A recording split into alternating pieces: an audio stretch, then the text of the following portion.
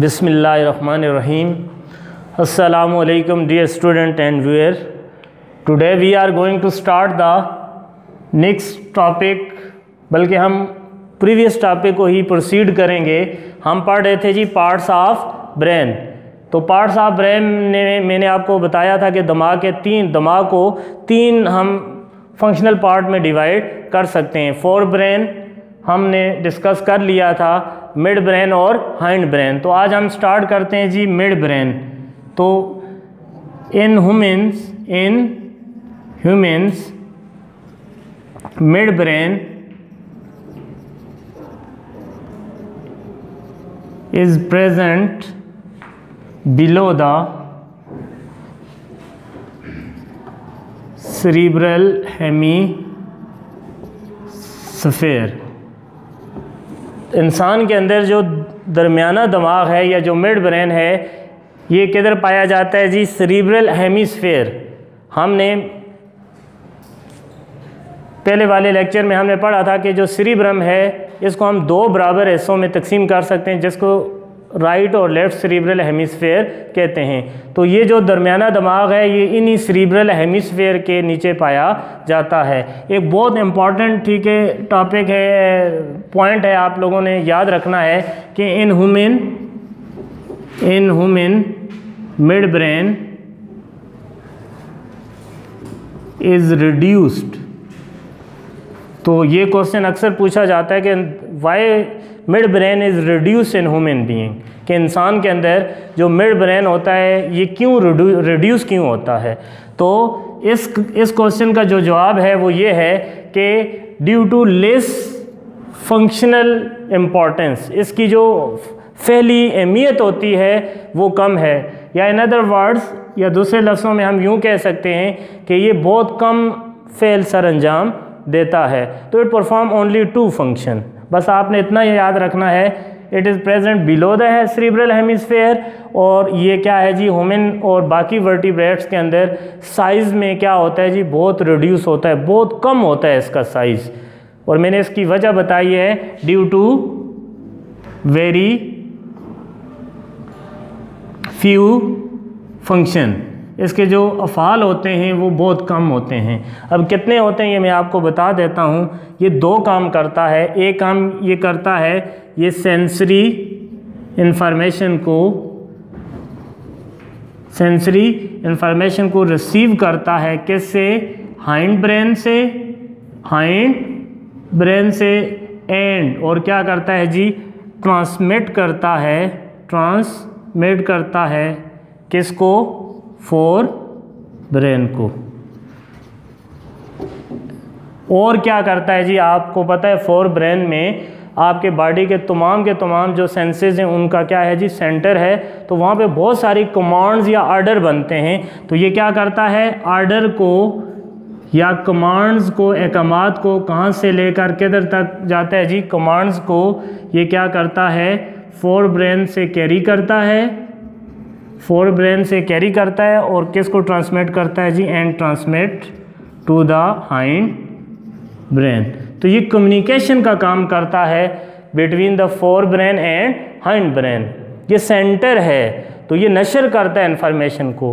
Hind brain से sensory information, body से आने वाली सेंसरी इंफॉर्मेशन को ये क्या करता है, फोर ब्रेन तक पहुंचाता है। और फोर ब्रेन के अंदर बनने वाले जो अहकामात होते हैं उनको हाइंड ब्रेन तक पहुंचाता है। तो पहला इसका फंक्शन है। दूसरा फंक्शन क्या है कि ये हेड रीजन के रिफ्लेक्सेस को कंट्रोल करता है। हेड रीजन के रिफ्लेक्सेस को ये क्या करता है जी, कंट्रोल करता है। It control the reflexes of head region. देखो ये एड क्लास में आपने सीख चुके हो कि व्हाट आर रिफ्लेक्स क्या होते हैं जी। रिफ्लक्स हम उन अफ़ाल को कहते हैं जो अचानक होते हैं, ठीक है, बहुत तेज़ होते हैं, और क्या होते हैं जी, इनवॉलंटरी होते हैं, जो इंसान के बस में नहीं होते, ठीक है। Those actions which are quick, जो बहुत जल्दी होते हैं, क्या होते हैं जी, क्विक या फास्ट इनको कह लो, क्या होते हैं ये, फिक्स होते हैं। मतलब हर एक इंसान उनको एक तरीके से क्या करता है, परफॉर्म करता है, और इनवॉलेंट्री होते हैं जो इंसान की मर्ज़ी से नहीं होते। फॉर एग्ज़ाम्पल, आप कहीं जा रहे हो, अचानक से आपको कोई कांटा चुभ गया हो या कोई मतलब आपके पाँव में कोई सख्त चीज़ लग गई हो, तो विद इन नो टाइम, बग़ैर किसी वक्त के आप फ़ौरन से पाँव क्या करते हो, जो ऊपर कर लेते हो। In the same way when you touch some hard substance, hard objects, तो you suddenly without any time, without any your will, अपनी मर्ज़ी के बग़ैर आप क्या करोगे, अपने हाथ को क्या करोगे, पुश बैक कर लोगे हाथ को, एकदम से आपका हाथ पीछे चला जाएगा। तो ये ऐसे अफ़ाल होते हैं जो कि जल्दी होते हैं, फिक्स होते हैं, और क्या होते हैं जी, इनवॉलेंट्री होते हैं। तो हेड रीजन के जितने भी रिफ्लेक्सेस हैं, आई और ईयर के जो रिफ्लेक्सेस हैं, इनको ये क्या करता है जी, कंट्रोल करता है। तो now you have study that it has a very few function, इसके बहुत कम फंक्शन है। एक तो ये सेंटर है, सेंसरी इन्फॉर्मेशन को हाइंड ब्रेन से लिया, फोर ब्रेन तक दे दिया, फोर ब्रेन से आर्डर को लिया, हाइंड ब्रेन तक पहुंचा दिया। और सेकंड, ये सिर्फ आई और ईयर के रिफ्लेक्सेस को ही कंट्रोल करता है। तो that is Y in human and other vertebrate it is very much reduce in size, इसका साइज़ बहुत कम होता है, इसकी इंपॉर्टेंस कम है। तो ये आपका क्या आ गया जी, फोर ब्रेन। लास्ट में हम देखेंगे हमारा जो है वो क्या है जी, hind brain. Last part of the brain is hind brain. हमारा जो लास्ट पार्ट है वो क्या है जी, हाइंड ब्रेन।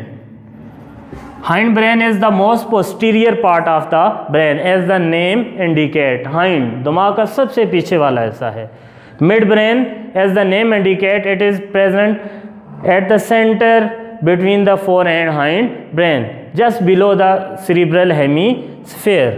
तो हाइंड ब्रेन जो होता है ये दिमाग का सबसे most posterior part of the brain, most posterior part of the brain.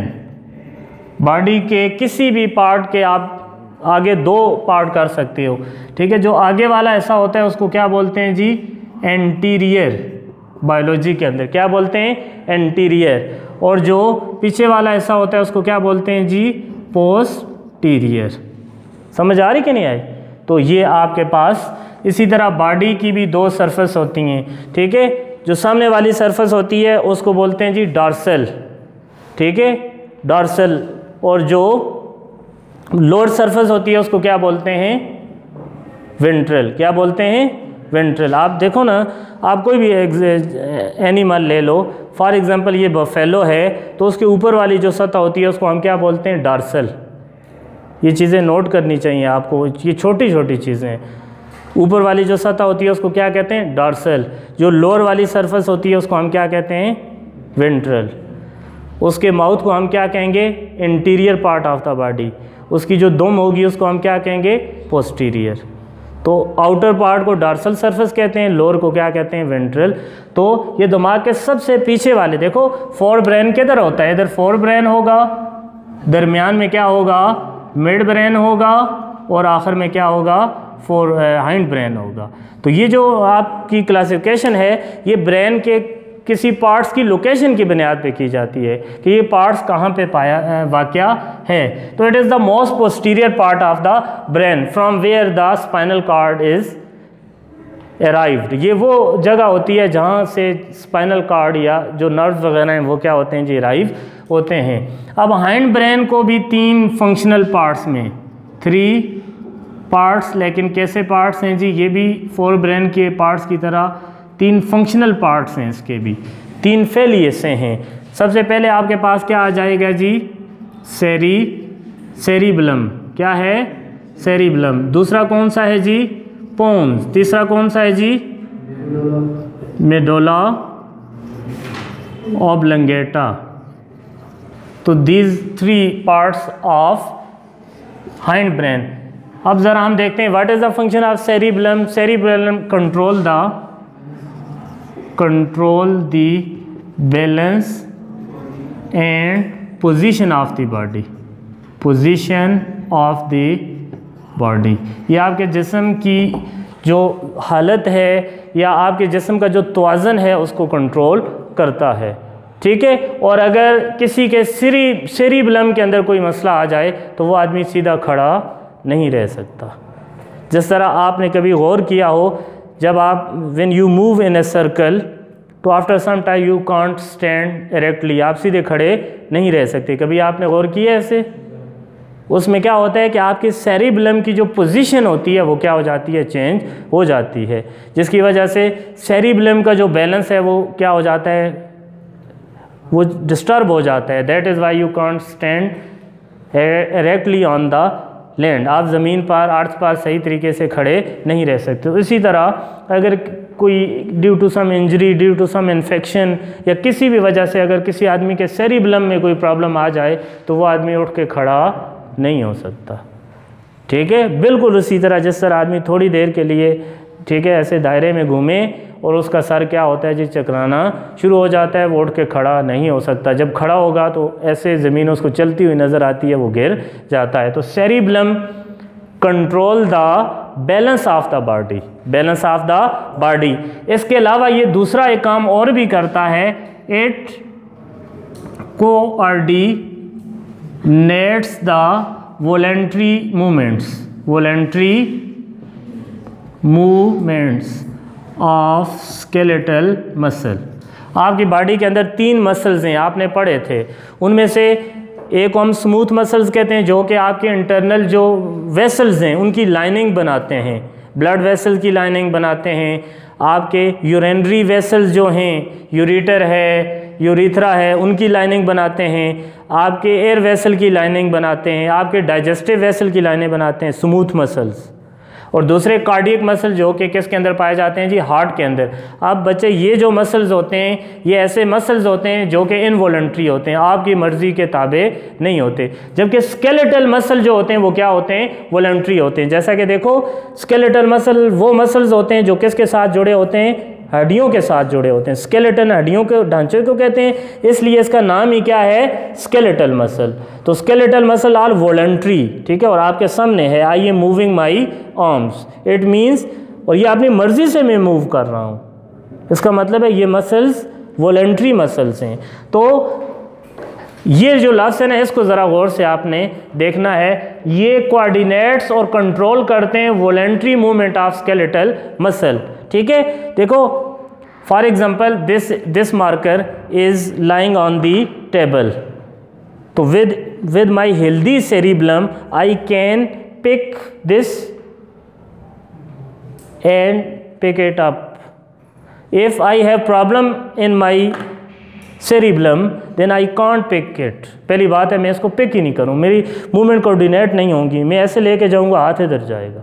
समझ आ रही कि नहीं? आप पाँव ऐसे रखोगे, पाँव फिसल के उधर चला जाएगा। फॉर एग्ज़ाम्पल, आपने देखा होगा कि बाज़ दफ़ा जब आदमी बहुत ज़्यादा अल्कोहल कंज्यूम कर ले या इस तरह कोई ड्रग्स वगैरह कंज्यूम कर ले तो उसकी मूवमेंट्स में कोऑर्डिनेशन नहीं होती, ठीक है। वो चलता ऐसे जाता उधर है, पाँव इधर रखता है, ठीक है, गिरता रहता है वो। आपने, ठीक है, ड्रामा वगैरह में या मूवी वगैरह में ज़रूर ऐसे लोगों को देखा होगा। उसमें होता क्या है कि वो सेरिबेलम को क्या करती है, अफेक्ट करती है। और सेरिबेलम जो होता है, जब वो प्रॉपर्ली फंक्शन नहीं करता, एक तो कंट्रोल नहीं रहता, आपकी बॉडी का जो बैलेंस है वो चला जाता है, आदमी गिरना शुरू हो जाता है, उठ के खड़ा नहीं रहता। और दूसरा, उसकी जितनी भी वॉलंटरी मूवमेंट्स हैं, चाहे उसकी लेग्स की हैं, आर्म्स की हैं, उसकी नेक की हैं, वो सारी की सारी क्या हो जाती हैं जी, ख़त्म हो जाती हैं। तो ठीक है, वैसे भी देखो, नशा हर उस चीज़ को कहते हैं जिससे आपका दिमागी तवाज़न क्या हो, मुतासर हो। और आपको पता है ना, कोई भी ड्रग जो होती है ना, वो बराह रास्त किस पे असर करती है, दिमाग पे असर करती है। दिमाग की स्ट्रक्चर और दिमाग की फिजियोलॉजी को क्या करती है, इस तरह चेंज करती है, इस तरह अफेक्ट करती है कि आपका दिमाग उस ड्रग के बग़ैर काम करना छोड़ देता है। तो इस कंडीशन को कहते हैं कि आदमी क्या हो चुका है, एडिक्ट हो चुका है, उसको नशे की लत लग चुकी है। When ever the brain of any person, ठीक है, विच यूज़ द ड्रग, जब किसी भी ऐसे आदमी का दिमाग जो कि नशा करता है, उस नशे के बग़ैर काम करना छोड़ दे। आपने देखा होगा कि ये लोग अक्सर जो है ना, लागर कुत्तों की तरह, ठीक है, इस तरह मतलब लोगों की तरह ये अक्सर पड़े रहते हैं, बाज़ारों में, इस तरह गलियों में, आप शहरों में चले जाओ तो वो अंडर जो वे होते हैं, ज़मीन से नीचे जो पुल वगैरह होते हैं, वहाँ पे ये ऐसे लेटे रहते हैं। तो वजह क्या होती है? जब तक उनको वो ड्रग नहीं मिलती उनका दिमाग काम ही नहीं करता।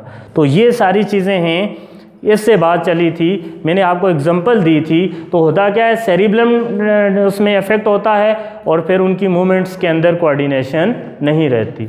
वो जिस चीज़ को उठाना चाहते हैं, जिस चीज़ को पकड़ना चाहते हैं, जहाँ पे कदम रखना चाहते हैं, वो वहाँ पे कदम नहीं रख सकते। तो देखो कितनी अहम काम करती है। आप इतने भागते हो, ऐसी ऐसी मूवमेंट्स करते हो, फिर भी आपको कोई मसला नहीं है। ठीक है, तो ये सारी की सारी।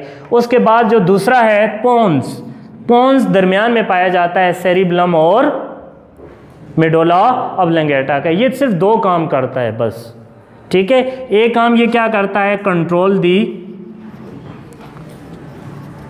Duration of sleeping and awakening, सोने और जागने के दौरानिए को ये कंट्रोल करता है। मतलब देखो, ऐसा तो अगर इसमें कोई मसला हो तो फिर क्या होगा, एक आदमी सोए 5 दिन के बाद जागे, लेकिन ऐसा नहीं है। जो ही ठीक है आपकी एक ड्यूरेशन पूरा होता है, आप फ़ौरन से क्या हो जाते हो, बेदार हो जाते हो। जो ही ठीक है आप एक दौरानिया गुजारते हो जाग कर, फ़ौरन से आपको क्या आ जाती है, नींद आ जाती है। समझ आ रही है नहीं आई? तो ये सारी चीज़ें कौन कंट्रोल करता है? जागने और सोने के दौरानिए को पोन्स कंट्रोल करता है। और अगर किसी के पोन्स में कोई डिस्टर्बेंस आ जाए तो उस आदमी की सोने और जागने के जो औकात कार होते हैं वो क्या हो जाते हैं, मुतासर हो जाते हैं। फिर ऐसे लोग स्लीपिंग पिल्स यूज़ करते हैं, नींद की गोलियां। और आपको पता है नींद की गोलियां भी एडिक्शन काज करती हैं, नशा कर देती हैं। वो आपके पोन्स को इस तरह मुतासर करती हैं कि जब तक गोली नहीं मिलेगी आपको नींद नहीं आएगी। तो ये पहला काम क्या करता है, सोने और जागने के औकात को क्या करता है जी, कंट्रोल करता है कि कोई आदमी कितना जागा है और उसको कितना सोना चाहिए।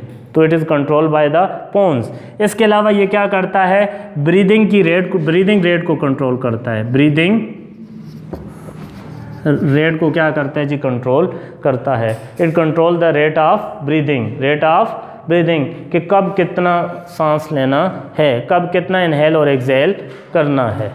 ब्रीदिंग सेंटर मेडुला ऑब्लंगेटा है, लेकिन उसकी रफ्तार को, उसकी सांस लेने की रफ्तार आपको पता है एक जैसी नहीं रहती। कभी सांस की रफ्तार ज़्यादा हो जाती है, कभी क्या हो जाती है, कम हो जाती है। किस पे डिपेंड करती है, हमारी एक्टिविटी पे। अगर हम रेस्ट पे होते हैं, हमें कम एनर्जी चाहिए होती है, सांस लेने की रफ्तार क्या होती है, स्लो होती है। जब हम कोई काम करते हैं, हमें ज़्यादा एनर्जी चाहिए होती है, ज़्यादा रेस्पिरेशन के लिए ज़्यादा ऑक्सीजन की ज़रूरत होती है, तो हमारी रेट ऑफ ब्रीदिंग क्या हो जाती है, बढ़ जाती है। तो ये आपका क्या हुआ जी, दो ही काम करता है, सोने और जागने के, ठीक है, ड्यूरेशन को कंट्रोल करता है और ब्रीदिंग रेट को क्या करता है जी, कंट्रोल करता है, उसको बाकायदा बनाता है। फिर उसके बाद आ गया जी last part, the most posterior part of the brain. दिमाग का सबसे आखिरी हिस्सा जो है, हाइंड ब्रेन का भी आखिरी जो हिस्सा है वो क्या है आपके पास, मेडुला ऑब्लंगेटा है। मेडुला ऑब्लंगेटा आपकी बॉडी के इनवॉलेंट्री एक्शन को क्या करता है जी, कंट्रोल करता है। All the involuntary action of your body is control by medulla oblongata. कौन कौन से हैं इनवॉलेंट्री? हार्ट बीट, दिल की धड़कन, ब्रीदिंग है, स्वॉल्विंग है, दिल की धड़कन, सांस लेना, निगलना, मतलब आप यहाँ से नीचे करते हो वो खुराक आपने पढ़ा था ना, एसोफेगस है, फिर स्टमक है, स्मॉल इंटेस्टाइन है, वो आगे उसकी मूवमेंट को कौन कंट्रोल करता है। या आपने पढ़ा था कि movement of food down the alimentary canal is called peristalsis. वो जो पेरिस्टालसिस हैं, जो मूवमेंट्स हैं, इनको कौन कंट्रोल करता है जी, ये भी है। मुझे बताओ, अगर मतलब हमारे बस में होता, ये पेरिस्टालसिस हमारे बस में होती, तो फिर कभी भी हमें उल्टी न होती। फिर तो मतलब हम मर्ज़ी से लेके जाते और फिर किसी को ना पैचेस लगते ना कब्ज़ होती, वो मर्ज़ी से, ठीक है, एक ख़ास प्रॉपर कहते हैं 20 से 24 घंटे में, ठीक है, आपकी लार्ज इंटेस्टाइन से फूड निकलती है। अब वो जो मूवमेंट है ना, वो जो पेरिस वेव लाइक मूवमेंट, मैंने आपको कहा था इस तरह फूड मूव करती, due to the alternative contraction and relaxation of smooth and longitudinal smooth muscles of the alimentary canal.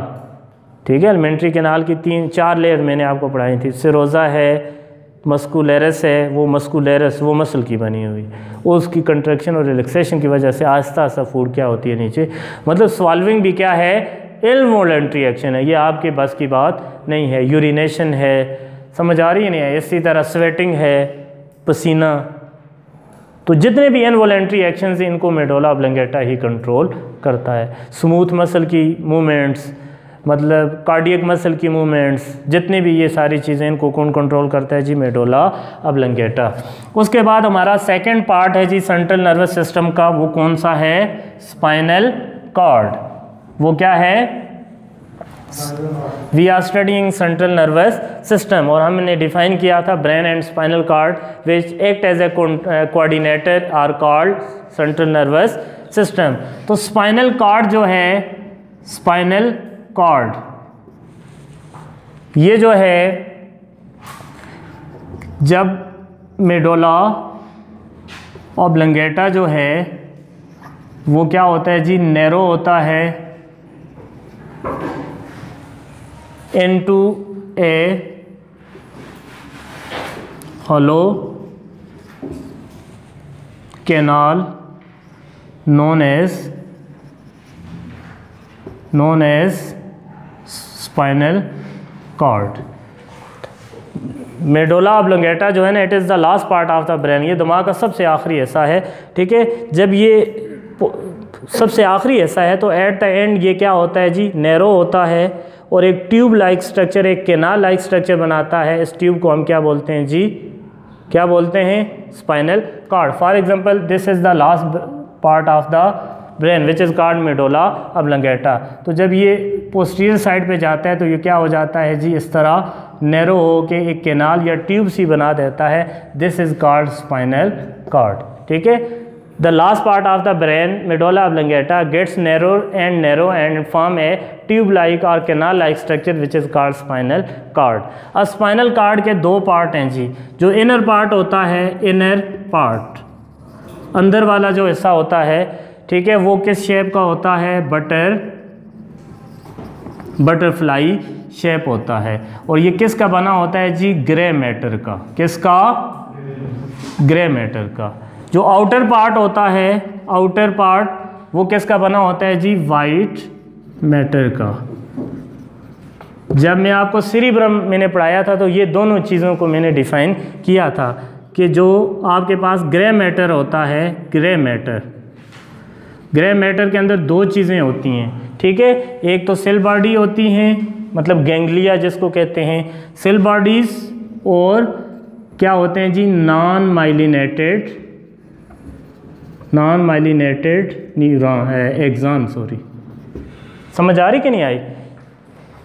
Grey matter के अंदर दो चीज़ें होती हैं जो ग्रे मैटर होता है, और आपने इन चीज़ों के फंक्शन देख लिए थे, सेल बॉडी क्या करती है और एक्सॉन क्या करता है।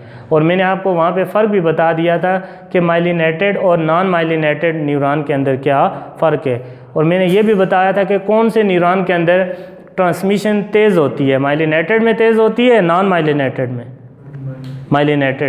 माइलिनेटेड में जो नर्व इम्पल्स होती है ना, वो एक माइलिन शीट से दूसरे माइलिन शीट में तक क्या करती है, जंप करती है, और उसमें इलेक्ट्रोकेमिकल जो वेव है उसके जो लूप होते हैं वो बड़े बड़े होते हैं। ठीक है, for example this is a neuron, this is a non myelinated neuron. तो उसमें आपको पता है ना, चार इलेक्ट्रोकेमिकल का क्या मतलब है, चार्ज शिफ्टिंग होती है। ये पॉजिटिव है, ये नेगेटिव है, तो क्या होगा, नेगेटिव इधर आ जाएगा, पॉजिटिव इधर चला। तो चार्ज जो शिफ्टिंग होती है वो क्या होती है, लूप जो होते हैं वो क्या होते हैं, छोटे छोटे होते हैं, और टाइम ज़्यादा लगता है। जबकि जो माइलिनेटेड होते हैं उसमें क्या होती है जी, सॉरी, उसमें क्या होगा, माइलिन शीट होगी। तो जो चार्ज शिफ्टें होंगे ना, ये माइलिन शीट में तो नहीं होंगे, एक इधर है फॉर एग्जांपल, इधर नेगेटिव है, इधर पॉजिटिव, तो चार्ज शिफ्टिंग जो होगी ना वो बड़े लूप में होगी अक्रॉस द माइलिन शीट, तो इसमें जल्दी होती है। और दूसरा माइलिन शीट का क्या फ़ायदा था, शाबाश, कि जो बड़े लिंक्थी न्यूरॉन्स हैं, जैसा कि शिटिका जो न्यूरॉन्स हैं, उनको मैकेनिकल जो प्रेशर होता है, दबाव, हड्डी का दबाव, वर्टेब्रल कॉलम का प्रेशर, या आपके जो मीट या बाज़ दफ़ा आपकी जो बॉडी पोजीशन होती है, आपके बेंड हो जाते हो, तो ये जो माइलिन शीट है ना, ये प्रोटेक्शन का काम भी करती है। और चूँकि ये काफ़ी लिंकथी न्यूरॉन्स होते हैं, इनके अंदर ट्रांसमिशन को भी ये क्या करती है, फास्ट करती है। तो ग्रे मैटर जो होता है ना, वो उसके अंदर सेल बॉडीज़ भी होती हैं और नॉन माइलिनेटेड न्यूरॉन भी होते हैं। जबकि जो वाइट मैटर होता है उसके अंदर सिर्फ और सिर्फ क्या होते हैं जी, माइलिनेटेड क्या होते हैं, इसके अंदर it consist of only myelinated axon. इसके अंदर क्या सिर्फ और सिर्फ एक्सॉन होते हैं और माइलिनेटेड एक्सॉन होते हैं। तो दो इसके पार्ट्स हैं। Internal part is of butterfly shape, it is made up of grey matter. What is grey matter? Grey matter is a collection of cell bodies and non-myelinated neurons, while the outer part is called white matter, which is made up of या consist of only myelinated axon। यहाँ तक आपको समझ आ रही है नहीं आई कि what is spinal cord? It is a tube or canal-like structure which formed due to the narrowing of medulla oblongata. In the most posterior part of the brain, medulla oblongata start narrowing, and it form a tube-like structure which is called spinal cord. Spinal cord consists of two parts. The inner part, which is of butterfly shape, it is made up of gray matter. What is gray matter? Gray matter is the collection of cell bodies and non-myelinated neurons, while the white matter consists, the outer part is made up of white matter, which is consists of only myelinated axons. Now we will discuss the function of spinal cords. तो spinal cord play two important function. Spinal cord जो है इसके दो important functions हैं. There are two important function of spinal cords. Two functions. First जो function है ये क्या करती है जी, it is a relay centre. Relay centre mean ये नशर करने वाला सेंटर है। इंफॉर्मेशन को क्या करता है, सेंसरी इंफॉर्मेशन को थ्रू आउट बॉडी पूरे जिस्म से सेंसरी इंफॉर्मेशन को रिसीव करता है और इसको क्या करता है, ट्रांसमिट करता है किस तक जी, हाइंड ब्रेन तक। समझ आई कि नहीं आई? It is the relay centre, ये नशर करने वाला मरकज़ है। It receive the sensory information from whole body, पूरे जिस्म से इसी मालूमात को ये क्या करता है, रिसीव करता है और फिर इन मालूमात को हाइंड ब्रेन तक क्या कर देता है, पहुंचा देता है। और फिर क्या करता है जी, शाबाश, हाइंड ब्रेन से ये क्या करता है, ऑर्डर्स को क्या करता है, रिसीव करता है, दिमाग के अहकामात को लेता है और फिर इसको किस तक पहुंचा देता है, इफेक्टर तक पहुंचा देता है। समझ आ रही कि नहीं आई? ये क्या करता है, बॉडी के डिफरेंट पार्ट से ये इंफॉर्मेशन को लेता है और किधर तक पहुंचा देता है जी, इफेक्टर तक पहुंचा। एक काम ये है। और दूसरा ये है बिलो हेड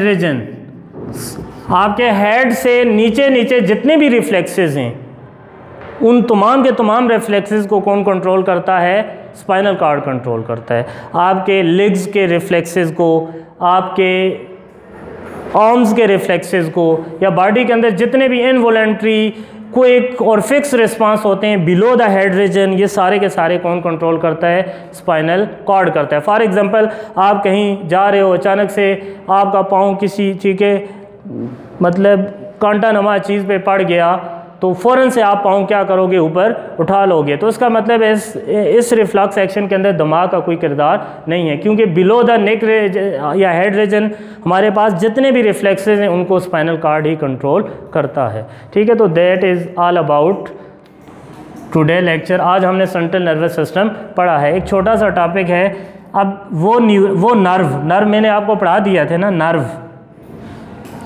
नर्व किसको कहते हैं जी, collection of axon enclose within a neuro membrane. किसी भी न्यूरो मेम्ब्रेन के अंदर जो आपके एक्सॉन का जो कलेक्शन होता है वो क्या कहलाता है, नर्व कहलाता है। और वो नर्व जो दिमाग से निकलते हैं उनको क्रेनियल नर्व्स कहते हैं, हम पेरिफेरल नर्वस सिस्टम में पढ़ेंगे। वो नर्व जो स्पाइनल कॉर्ड से निकलते हैं उनको क्या कहते हैं जी? Spinal nerves. क्या कहते हैं जी? Spinal nerves. तो स्पाइनल नर्व्स जो हैं ये इसकी दो रूट हैं जी स्पाइनल कॉर्ड की। एक को कहते हैं डार्सल रूट, डार्सल रूट है, इससे भी स्पाइनल नर्व्स निकलते हैं, ठीक है। और दूसरी कौन सी है जी? वेंट्रल रूट है। इन दोनों रूट से क्या करते हैं जी? न्यूरॉन्स निकलते हैं। जो डार्सल से निकलते हैं वो सेल बॉडीज़ और किस पे मुश्तमिल होते हैं? Sensory neurons. या इधर देखो, इनको सेंसरी न्यूरॉन कहते हैं। क्या कहते हैं? सॉरी, नर्व कहते हैं। नर्व निकलते हैं। ये सेंसरी नर्व हैं। डार्सल से सेंसरी निकलते हैं और वेंट्रल से क्या निकलते हैं? मोटर। अब दोनों ये मिक्स हो जाते हैं तो इनको क्या कहेंगे? All the neurons, sorry neuron फिर सेल है, nerve, all the nerve which arise from the spinal cord are कैसे होते हैं? ये एमसीक्यूज में भी आ सकती है और शॉर्ट क्वेश्चन में भी। एक बात याद रखनी कि स्पाइनल कॉर्ड से जितने भी नर्व निकलते हैं उनको स्पाइनल नर्व्स कहते हैं। तो स्पाइनल कॉर्ड की दो रूट्स हैं। डार्सल, मैंने कहा था ये वाली ऊपर वाली जो साइड है इसको डार्सल कहते हैं, नीचे वाली को क्या कहते हैं? वेंट्रल। तो डार्सल से सेंसरी नर्व निकलते हैं जबकि वेंट्रल से मोटर नर्व निकलते हैं। दोनों मिक्स होते हैं। तो ओवरऑल जितने भी स्पाइनल नर्व्स हैं ये क्या हैं? मैंने आपको टाइप्स बताई थी, सेंसरी नर्व, मोटर नर्व और मिक्स नर्व। तो आपके दिमाग से तो सेंसरी भी निकलते हैं या क्या निकलते हैं? मोटर निकलते हैं। लेकिन स्पाइनल कॉर्ड से जितने भी निकलते हैं वो क्या होते हैं? मिक्स्ड होते हैं।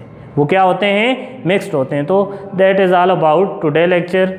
इंशाल्लाह we shall discuss in the next lecture about the peripheral nervous systems. Thank you so much. अल्लाह हाफिज़।